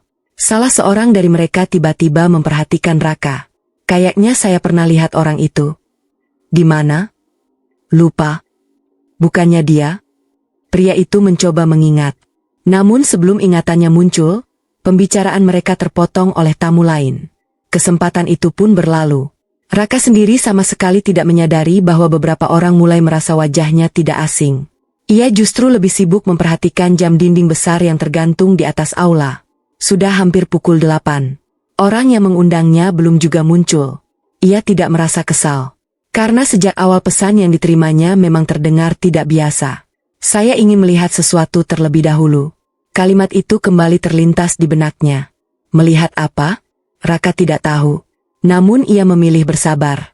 Kesabaran memang sudah menjadi bagian dari hidupnya sejak lama. Saat membangun perusahaan logistik beberapa tahun lalu, ia bahkan pernah hampir menyerah. Awalnya ia hanya memiliki 1 mobil box bekas. Mesinnya sering mogok. Pintunya kadang sulit ditutup. Atapnya bocor saat hujan deras. Namun kendaraan itulah yang menjadi awal perjalanan panjangnya. Hari pertama membuka usaha, hanya ada 1 pelanggan. Hari kedua, tidak ada sama sekali. Hari ketiga, mobilnya mogok di tengah jalan sehingga pesanan terlambat sampai. Pelanggan marah. Kontrak dibatalkan. Raka pulang dengan wajah lesu. Saat itu Dimas sempat berkata, "Mungkin kita belum waktunya." Raka menjawab sambil tersenyum. "Bukan belum waktunya. Kita cuma belum cukup belajar." Mereka kembali mencoba. Sedikit demi sedikit pelanggan bertambah. Lalu 5, 10, 20. Hingga akhirnya perusahaan kecil itu mulai dipercaya mengelola distribusi berbagai pabrik. Namun keberhasilan itu tidak pernah mengubah cara hidup Raka. Ia tetap tinggal di rumah yang sama selama bertahun-tahun. Tetap makan di warung langganan. Tetap menyapa semua karyawan dengan nama mereka. Bahkan hingga kini, tidak banyak orang yang mengetahui bahwa ia adalah pemilik perusahaan tersebut. Semua keputusan penting justru sering diwakilkan oleh direksi profesional yang ia tunjuk. Baginya, membangun perusahaan jauh lebih penting daripada membangun popularitas. Di aula, suasana mulai berubah. Pembawa acara kembali naik ke atas panggung. Hadirin sekalian. Dalam beberapa menit lagi, tamu kehormatan kita akan tiba. Ruangan langsung menjadi lebih tenang. Para tamu kembali merapikan pakaian. Fotografer bersiap di dekat pintu utama. Karpet merah kembali dikosongkan. Adrian berdiri paling depan. Ia yakin keluarganya akan menjadi pihak pertama yang menyambut tamu tersebut. Ayahnya bahkan telah berdiri tidak jauh darinya. Selin ikut berada di samping Adrian. Ia sempat melirik ke arah Raka. Pria itu tetap berdiri sendirian. Tidak berusaha mendekat. Tidak mencari perhatian. Tidak pula terlihat gugup. Ketika pandangan mereka bertemu, Raka hanya menganggukkan kepala kecil sebagai bentuk sapaan. Selin membalasnya secara refleks. Namun Adrian yang melihat kejadian itu langsung bertanya, "Kamu masih sering mikirin dia?" Selin sedikit terkejut. "Enggak." "Yakin?" "Iya." Adrian tersenyum tipis. "Bagus. Orang seperti dia memang sebaiknya tinggal jadi masa lalu." Kalimat itu terdengar pelan, namun cukup jelas untuk membuat Selin terdiam. Ia tidak membela Raka. Tetapi untuk pertama kalinya malam itu, ia juga tidak ikut mengiyakan ucapan Adrian. Sementara di balkon atas, pria tua berambut putih menatap jam tangannya. Ia mengangguk kecil kepada asistennya. Waktunya hampir tiba. Asisten bertanya pelan, "Apakah sekarang kita turun, Pak?" Pria tua itu tersenyum. "Belum. Saya masih ingin melihat satu hal lagi." Dan di bawah sana, tanpa seorang pun menyadarinya, beberapa langkah lagi akan menjadi awal dari penghinaan terbesar yang justru membuka jalan menuju kebenaran yang selama ini tersembunyi. Suasana aula berubah semakin hening. Semua mata sesekali mengarah ke pintu utama yang sebentar lagi akan dilewati tamu kehormatan. Para fotografer telah bersiap. Beberapa wartawan memeriksa kembali kamera mereka. Di tengah kesibukan itu, Adrian masih berdiri dengan penuh percaya diri. Ia yakin malam ini akan menjadi malam yang semakin mengangkat nama keluarganya. Di sampingnya, Selin berusaha tersenyum kepada para tamu yang datang menyapa. Namun pikirannya sesekali masih tertuju kepada Raka. Pria itu tetap berada di tempat semula. Sendiri, tenang. Tidak terlihat berusaha mendekati siapapun. Tidak pula menunjukkan rasa rendah diri. Sikap itulah yang justru membuat Selin semakin bingung. Kalau benar hidup Raka tidak berubah, mengapa ekspresinya begitu damai? Mengapa tidak terlihat sedikit pun rasa iri melihat kemewahan yang ada di hadapannya? Pertanyaan-pertanyaan itu belum sempat terjawab ketika Adrian kembali berbicara. "Ayo, kita ke sana." "Kemana?" "Temui mantanmu sekali lagi." Selin mengernyit. "Untuk apa?" "Enggak ada. Cuma ngobrol." Nada suara Adrian terdengar santai. Namun Selin mengenal senyum itu. Senyum yang selalu muncul setiap kali Adrian merasa dirinya lebih unggul dari orang lain. Mereka kembali berjalan menghampiri Raka. Beberapa tamu yang sejak tadi memperhatikan mulai ikut mendekat. Ada yang benar-benar penasaran. Ada pula yang hanya ingin melihat percakapan mereka. Raka yang melihat mereka datang kembali meletakkan gelas kosong di atas meja kecil. Ia menyambut dengan senyum sopan. "Halo." Adrian membalas dengan senyum lebar. "Masih sendiri?" "Iya." "Belum menikah?" "Belum." "Wah, sayang juga ya." Raka hanya tersenyum. Selin sudah bahagia sekarang. Ucapan Adrian terdengar seperti sebuah kemenangan. Raka mengangguk. "Syukurlah." Jawaban itu membuat Adrian sedikit heran. Ia berharap Raka menunjukkan wajah kecewa, atau setidaknya tersinggung. Namun yang ia lihat justru ketenangan. Hal itu membuat Adrian merasa perlu menekan lebih jauh. Ngomong-ngomong, kerja di logistik kan? Iya. Gajinya lumayan? Cukup. Cukup buat apa? Cukup buat hidup. Beberapa tamu yang mendengar jawaban itu saling berpandangan. Raka menjawab setiap pertanyaan tanpa emosi, tanpa rasa malu, tanpa berusaha membela diri. Sikap itu justru membuat Adrian merasa semakin penasaran. Ia kembali memperhatikan pakaian Raka. Lalu matanya turun perlahan. Berhenti tepat pada sepasang sepatu hitam yang telah beberapa kali dijahit. Sepatu itu kini benar-benar menjadi pusat perhatiannya. Adrian menoleh kepada Selin. Lihat. Masih sepatu yang sama. Selin diam. Adrian tersenyum tipis. Luar biasa juga. 5 tahun. Masih bertahan. Beberapa orang mulai ikut memperhatikan. Salah seorang wanita muda berbisik pelan kepada temannya. Itu memang sudah tua banget ya? Iya. Kayaknya udah nggak layak dipakai ke acara begini. Bisikan-bisikan mulai terdengar di sekitar mereka. Raka mendengarnya. Namun ia memilih diam. Baginya, sepatu hanyalah benda. Tidak lebih. Adrian melangkah sedikit lebih dekat. Rak. Iya? Boleh tanya? Silakan. Kenapa nggak beli sepatu baru? Raka tersenyum kecil. Yang ini masih nyaman. Jawaban itu langsung disambut tawa kecil beberapa orang. Nyaman katanya. Iya. Padahal udah lusuh begitu. Adrian kembali berbicara. Kalau memang lagi susah, bilang aja. Mungkin aku bisa bantu. Beberapa tamu tertawa pelan. Nada suara Adrian terdengar seperti menawarkan bantuan. Namun semua orang tahu maksud sebenarnya. Ia sedang menikmati posisi sebagai orang yang merasa lebih tinggi. Raka tetap tersenyum. Terima kasih. Tapi belum perlu. Belum perlu? Adrian mengangkat alis. Serius? Iya. Yakin? Yakin. Adrian menggeleng sambil tertawa kecil. Ia menoleh kepada beberapa tamu. Lihat. Orang miskin memang kadang gengsinya tinggi. Ucapan itu membuat beberapa orang kembali tertawa.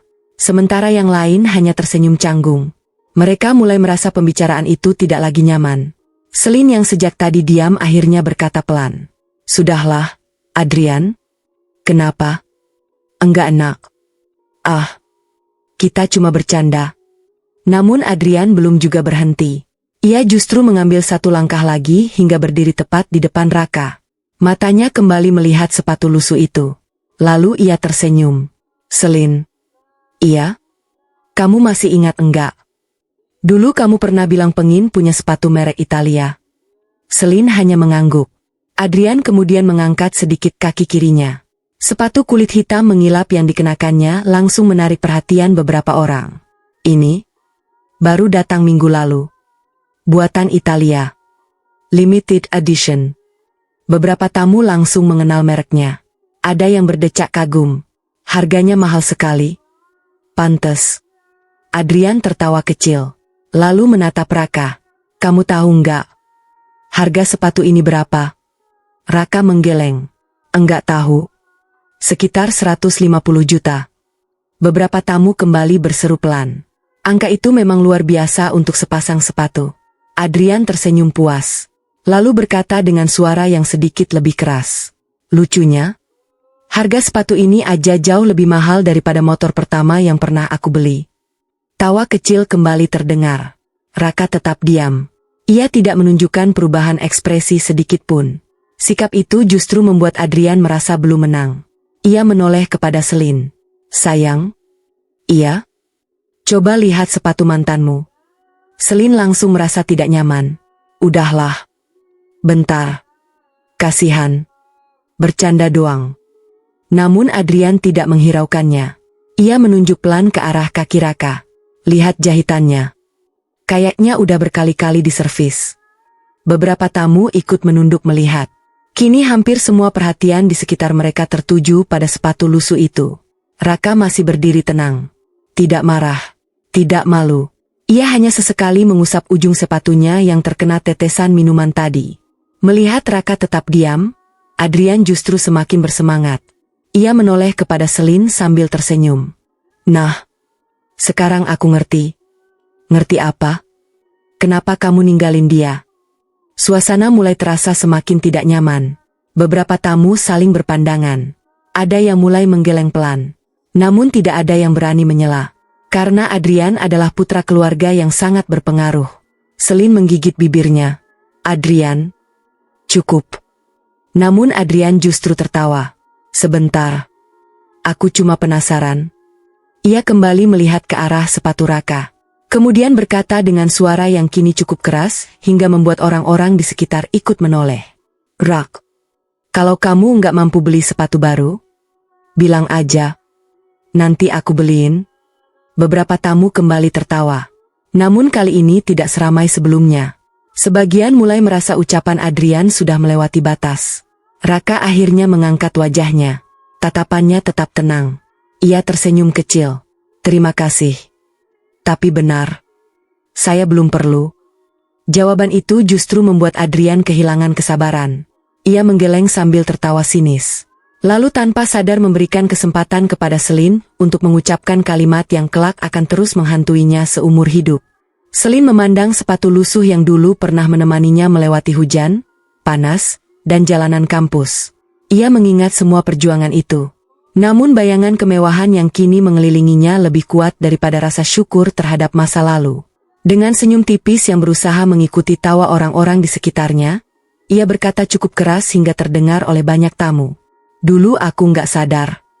Ternyata, ia berhenti sesaat, lalu menatap langsung ke arah Raka. Harga sepatu pacarku sekarang. Bahkan tidak sampai dibandingkan dengan sol sepatu lusuhmu itu. Harganya tak sampai sol sepatu pacarku. Kalimat itu meluncur begitu saja.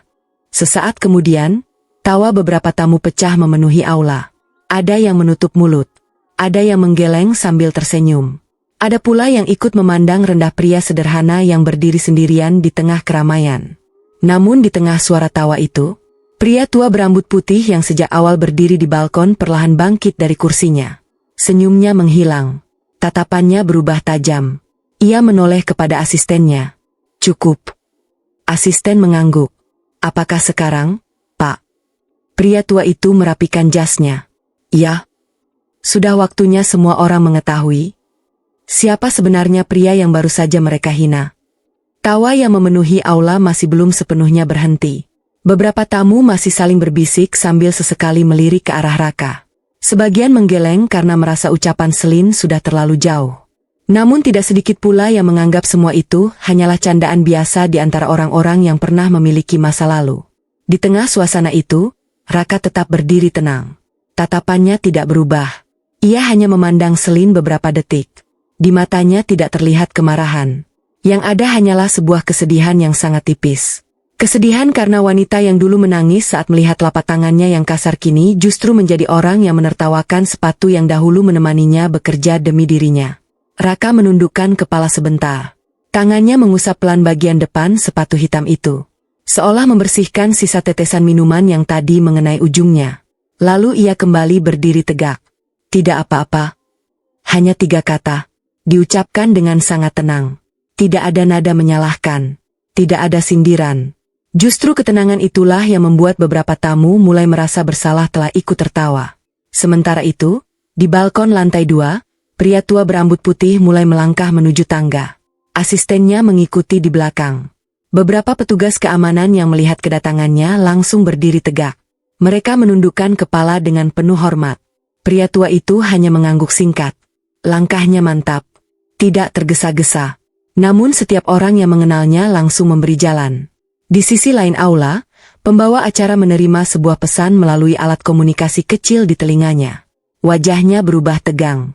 Ia segera berdiri lebih tegak. Ladies and gentlemen, suara pembawa acara menggema memenuhi seluruh ruangan. Investor utama kita telah tiba.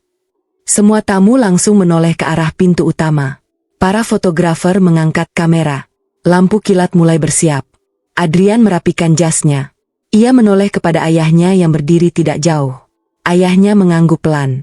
Mereka sama-sama yakin bahwa tamu kehormatan itu akan langsung menghampiri keluarga Wijaya. Karena selama beberapa bulan terakhir, Komunikasi bisnis memang berlangsung dengan perusahaan mereka.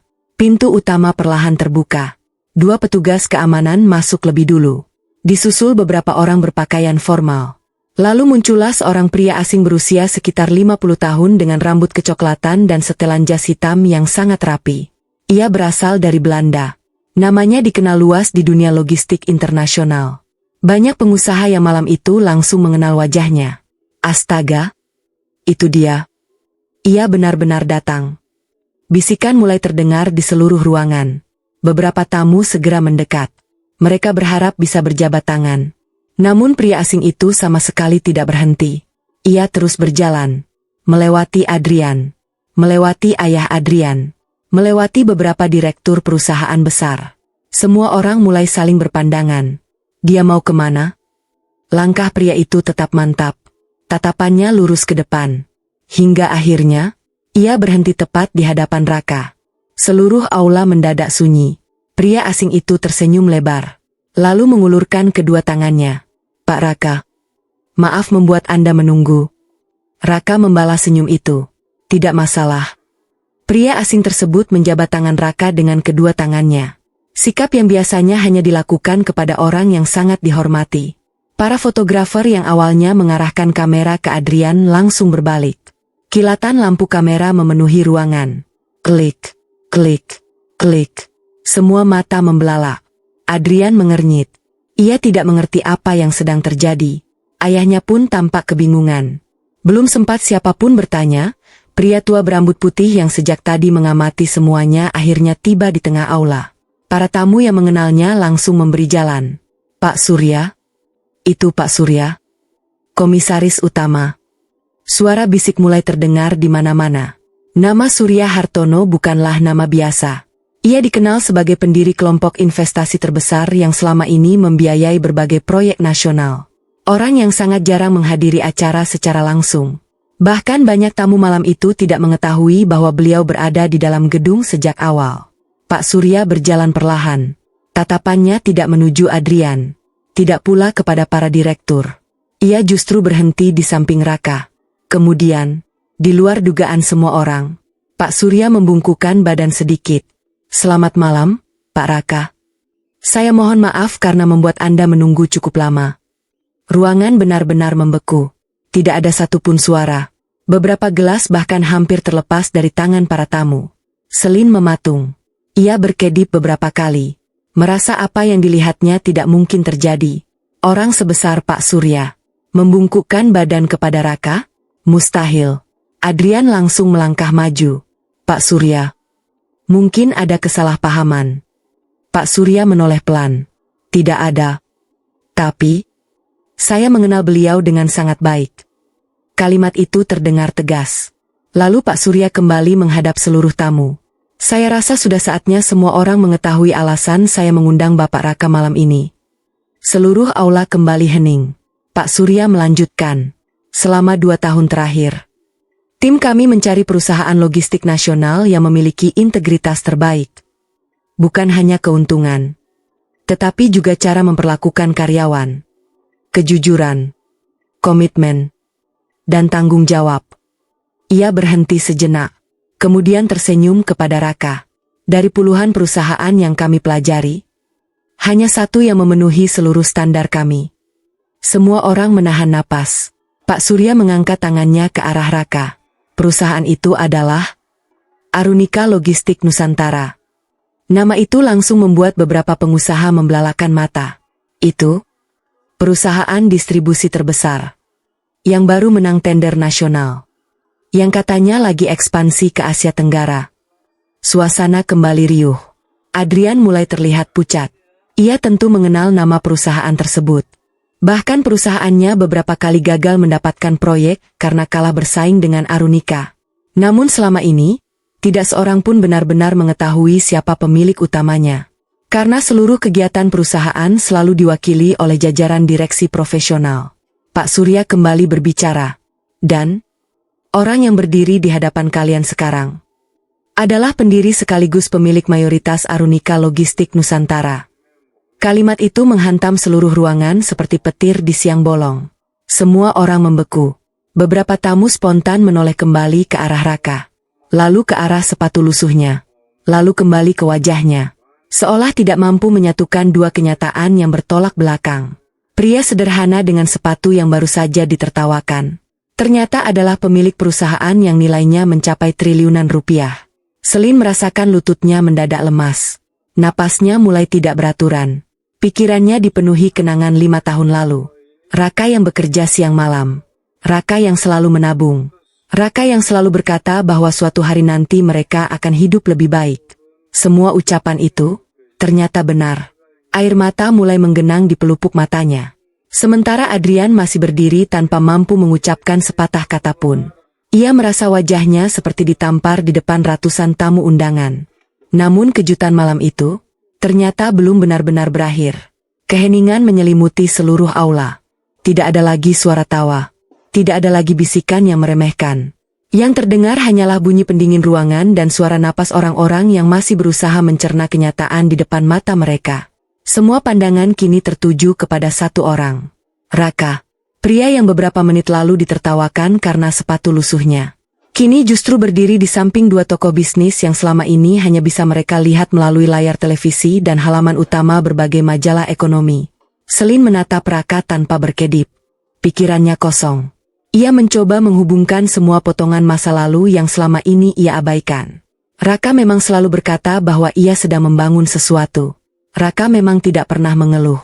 Raka memang tidak pernah berhenti bekerja. Namun ia tidak pernah benar-benar percaya bahwa semua kerja keras itu akan membawanya sejauh ini. Sementara itu, Adrian mulai memaksakan senyum. Ia melangkah maju. "Pak Raka?" Nada suaranya kini jauh berbeda. Tidak ada lagi kesombongan. Tidak ada lagi nada meremehkan. "Saya benar-benar tidak tahu kalau..." Raka tersenyum sopan. "Tidak apa-apa. Tapi saya..." "Benar. Tidak apa-apa." Jawaban Raka kembali memotong kalimat Adrian dengan lembut. Bukan untuk mempermalukan. Melainkan karena ia memang tidak ingin memperpanjang persoalan. Pak Surya memperhatikan semuanya. Beliau kemudian menoleh kepada seluruh tamu. "Saya sengaja meminta Pak Raka datang tanpa protokol. Saya juga meminta panitia tidak mengumumkan siapa beliau. Karena saya ingin melihat sesuatu." Semua orang kembali diam. Pak Surya melanjutkan. "Saya ingin melihat bagaimana seseorang diperlakukan ketika orang lain hanya melihat pakaiannya." Kalimat itu membuat beberapa tamu langsung menundukkan kepala. Seorang pengusaha yang tadi ikut tertawa mulai merasa wajahnya memanas. Wanita yang sempat mengomentari sepatu Raka kini menggenggam tasnya dengan gelisah. Bahkan beberapa wartawan berhenti memotret. Mereka menyadari telah menyaksikan sebuah pelajaran yang jauh lebih besar daripada sekadar berita bisnis. Pak Surya kembali berbicara. "Dan malam ini, kalian sendiri yang menunjukkan jawabannya." Ruangan kembali sunyi. Tidak ada seorang pun yang mampu membantah. Pria asing asal Belanda yang sejak tadi berdiri di samping Raka kemudian mengambil mikrofon. "Saya ingin mengatakan sesuatu." Logat Indonesianya terdengar cukup jelas. "Saya sudah bekerja sama dengan perusahaan milik Pak Raka selama hampir 3 tahun. Sebelum kami menandatangani kontrak pertama, saya sengaja datang ke gudang beliau tanpa memberitahu siapa saya." Beberapa tamu mulai saling memandang. Pria asing itu tersenyum. "Saya datang memakai pakaian biasa. Hanya ingin melihat bagaimana saya diperlakukan." Ia menoleh kepada Raka. "Dan orang pertama yang menyambut saya adalah beliau. Bukan manajer. Bukan direktur. Beliau sendiri." Semua orang mendengarkan dengan saksama. Saya bahkan sempat mengaku sebagai sopir perusahaan kecil. Namun Pak Raka tetap mengajak saya makan siang. Beliau berkata. Pria asing itu berhenti sejenak. Lalu mengucapkan kalimat yang masih sangat ia ingat. "Rezeki itu milik Allah. Yang penting kita sama-sama bekerja dengan jujur." Kalimat itu membuat Pak Surya tersenyum. "Itulah alasan kami memilih beliau. Bukan karena perusahaannya besar, tetapi karena nilai yang beliau pegang jauh lebih besar." Tepuk tangan mulai terdengar. Awalnya hanya beberapa orang, kemudian semakin banyak. Hingga akhirnya seluruh aula dipenuhi tepuk tangan yang panjang. Namun Raka justru terlihat tidak nyaman. Ia mengangkat tangan pelan. "Terima kasih. Tapi saya rasa, saya hanya melakukan apa yang memang seharusnya dilakukan." Jawaban sederhana itu kembali membuat banyak orang semakin menghormatinya. Di sisi lain ruangan, ayah Adrian berjalan mendekati putranya. Wajahnya terlihat sangat serius. Adrian? Iya, Yah. Apa yang tadi kamu lakukan? Adrian menundukkan kepala. Saya?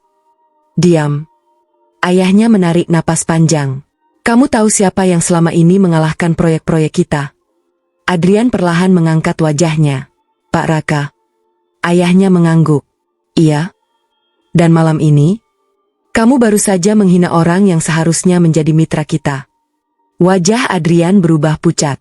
Ia baru menyadari besarnya kesalahan yang telah dilakukan. Bukan hanya secara pribadi, tetapi juga terhadap masa depan perusahaan keluarganya. Sementara itu, Selin masih belum mampu bergerak. Air matanya mulai mengalir perlahan. Ia melihat kembali sepatu lusuh yang tadi ia hina. Kini sepatu itu terasa sangat berbeda. Bukan lagi simbol kemiskinan, melainkan simbol perjalanan panjang yang tidak pernah ia hargai. Tanpa sadar, ia teringat suatu malam bertahun-tahun lalu. Saat hujan deras mengguyur kota, Raka datang menjemputnya dengan pakaian yang basah kuyup. Sepatu itu juga basah. Ia pernah berkata, "Rak, buang aja sepatunya." Chapter 10, Langkah yang tidak pernah sia-sia. Tepuk tangan panjang masih menggema di seluruh aula. Satu persatu tamu undangan menghampiri Raka. Mereka memperkenalkan diri, menyerahkan kartu nama, mengucapkan selamat. Sebagian meminta maaf karena telah ikut menilai dari penampilan. Namun Raka menyambut semuanya dengan senyum yang sama. Tidak ada wajah kemenangan, tidak ada kesombongan. Seolah penghormatan itu memang bukan sesuatu yang ia cari. Pak Surya memperhatikan Raka dari dekat. Beliau tersenyum bangga. Pak Raka. Iya, Pak. Saya semakin yakin. Yakin apa? Keputusan kami memilih perusahaan Anda sudah benar. Raka mengangguk hormat. Terima kasih atas kepercayaannya. Tapi saya berharap kerjasama ini bukan hanya menguntungkan perusahaan, melainkan juga masyarakat. Pak Surya tersenyum lebar. Itulah alasan kami memilih Anda. Orang yang memikirkan banyak orang akan membawa perusahaan bertahan lebih lama. Mereka berjabat tangan sekali lagi. Kilatan kamera kembali memenuhi ruangan. Foto itu kemudian menjadi gambar utama berbagai media keesokan harinya. Bukan foto Adrian. Bukan pula foto para pejabat. Melainkan foto seorang pria sederhana yang masih memakai sepatu lusuh saat menandatangani kerjasama bernilai sangat besar. Di sudut aula, Adrian masih berdiri dengan wajah pucat. Ayahnya menghampirinya. Besok pagi? Iya, Yah. Kita datang ke kantor Pak Raka. Adrian terkejut. Untuk apa? Meminta maaf. Adrian menelan ludah. Ayahnya kembali berkata, ingat, bisnis bisa kehilangan uang. Tapi lebih berbahaya kalau kehilangan kehormatan. Adrian perlahan mengangguk.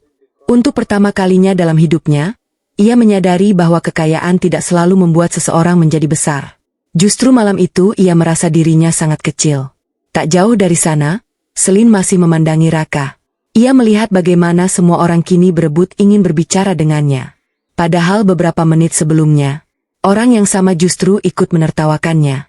Air matanya belum berhenti mengalir. Perlahan ia melangkah mendekati Raka. Setiap langkah terasa begitu berat. Ada rasa malu. Ada rasa bersalah, ada penyesalan yang datang terlambat. Ketika kerumunan mulai berkurang, Selin akhirnya berdiri tepat di depan Raka. Rak. Raka menoleh. Tatapan mereka kembali bertemu. Sudah tidak ada keramaian di antara keduanya. Hanya masa lalu yang terasa begitu dekat. Selin menundukkan kepala.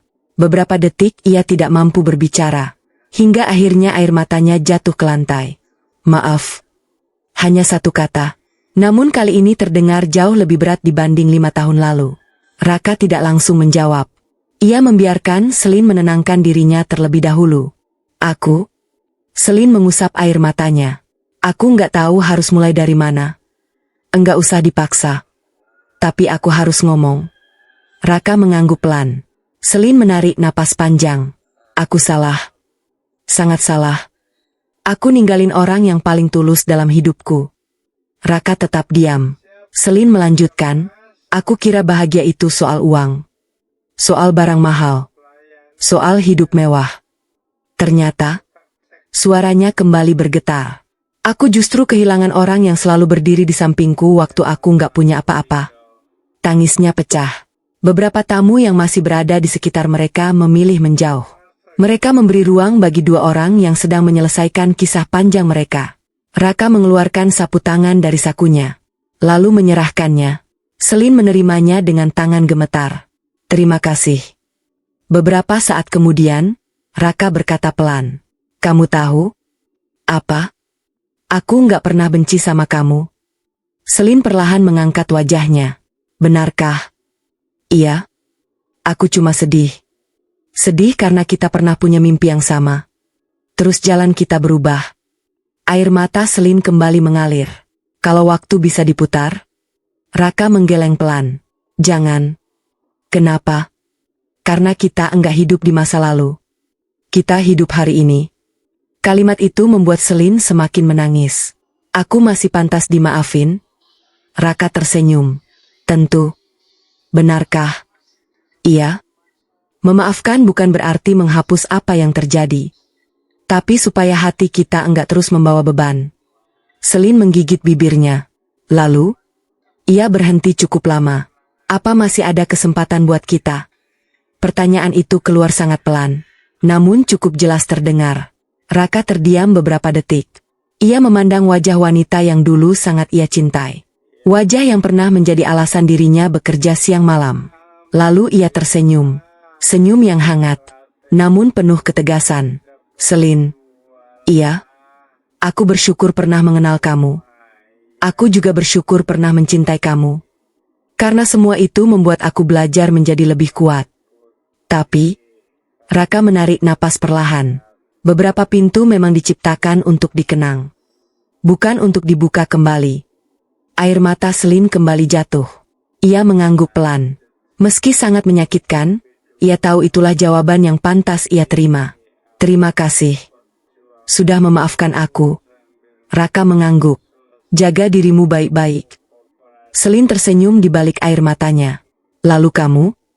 Aku juga akan begitu. Untuk terakhir kalinya mereka saling mengangguk. Bukan sebagai sepasang kekasih, melainkan sebagai dua orang yang akhirnya berhasil berdamai dengan masa lalu. Beberapa bulan kemudian, kerjasama antara Arunika Logistik Nusantara dan perusahaan investasi internasional resmi berjalan. Ribuan lapangan pekerjaan baru terbuka. Puluhan gudang distribusi dibangun di berbagai daerah. Namun keberhasilan itu tidak mengubah kebiasaan Raka. Ia masih datang ke kantor lebih awal daripada karyawannya. Masih makan siang bersama para sopir. Masih duduk di kantin tanpa membedakan jabatan. Suatu pagi, ia mengunjungi salah satu gudang barunya di sebuah kota kecil. Di depan gudang, ia melihat seorang remaja sedang mendorong troli berisi paket. Sepatunya tampak robek di bagian depan. Remaja itu tetap bekerja sambil tersenyum. Raka menghampirinya. Namamu siapa? Fikri, Pak. Sudah berapa lama kerja di sini? Baru 2 bulan. Sekolah masih? Masih malam, Pak. Raka mengangguk. Tanpa banyak bicara, ia mengajak Fikri menuju sebuah toko sepatu yang berada tidak jauh dari gudang. Pak, enggak usah. Boleh pilih. Fikri terkejut. Serius? Iya. Remaja itu memilih sepasang sepatu sederhana. Bukan yang paling mahal. Bukan pula yang paling murah. Saat kasir selesai membungkusnya, mata Fikri mulai berkaca-kaca. Terima kasih banyak, Pak. Raka tersenyum. Lain kali. Kalau sudah berhasil. Bantu orang lain yang lebih membutuhkan. Fikri mengangguk kuat. Pasti, Pak. Sebelum meninggalkan gudang, Raka membuka bagasi mobilnya. Di dalam sebuah kotak kayu tua masih tersimpan sepasang sepatu hitam yang telah berkali-kali dijahit. Sepatu yang dulu ditertawakan. Sepatu yang pernah menjadi saksi hujan, panas, lapar, penolakan, dan air mata. Ia membersihkan debu yang menempel dengan sapu tangan. Kemudian tersenyum kecil. Terima kasih. Bukan kepada sepatu itu, melainkan kepada perjalanan hidup yang telah membentuk dirinya. Karena ia akhirnya memahami satu hal. Seseorang tidak pernah menjadi besar karena pakaian yang dikenakannya. Bukan pula karena harga sepatu yang dipakainya.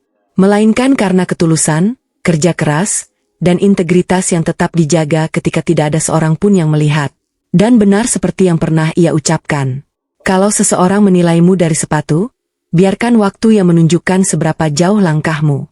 Langkah yang dijalani dengan kejujuran tidak akan pernah sia-sia. Cerita yang telah Anda saksikan merupakan karya fiksi yang disusun menyerupai kejadian nyata. Seluruh nama, tokoh, tempat, maupun peristiwa dalam cerita ini hanyalah hasil imajinasi yang bertujuan memberikan hiburan sekaligus menyampaikan pesan moral. Apabila terdapat kemiripan dengan tokoh atau peristiwa di dunia nyata, hal tersebut semata-mata adalah kebetulan yang tidak disengaja. Semoga dari cerita ini kita dapat mengambil hikmah bahwa jangan pernah meremehkan seseorang hanya karena penampilan, pakaian, atau pekerjaannya. Sebab kemuliaan seseorang tidak diukur dari apa yang terlihat oleh mata, melainkan dari akhlak, ilmu, kerja keras, serta ketulusan hatinya di hadapan Allah. Terima kasih telah meluangkan waktu untuk menyaksikan cerita ini hingga selesai. Jika cerita ini menyentuh hati dan memberikan inspirasi, jangan lupa tuliskan pendapat atau hikmah yang Anda dapatkan di kolom komentar. Dukung juga channel ini dengan menekan tombol like dan subscribe, agar channel ini terus berkembang dan dapat menghadirkan lebih banyak cerita inspiratif untuk Anda semua. Semoga Allah senantiasa melimpahkan kesehatan, keberkahan, rezeki yang halal dan melimpah, serta kemudahan dalam setiap langkah hidup kita. Amin ya Rabbal Alamin.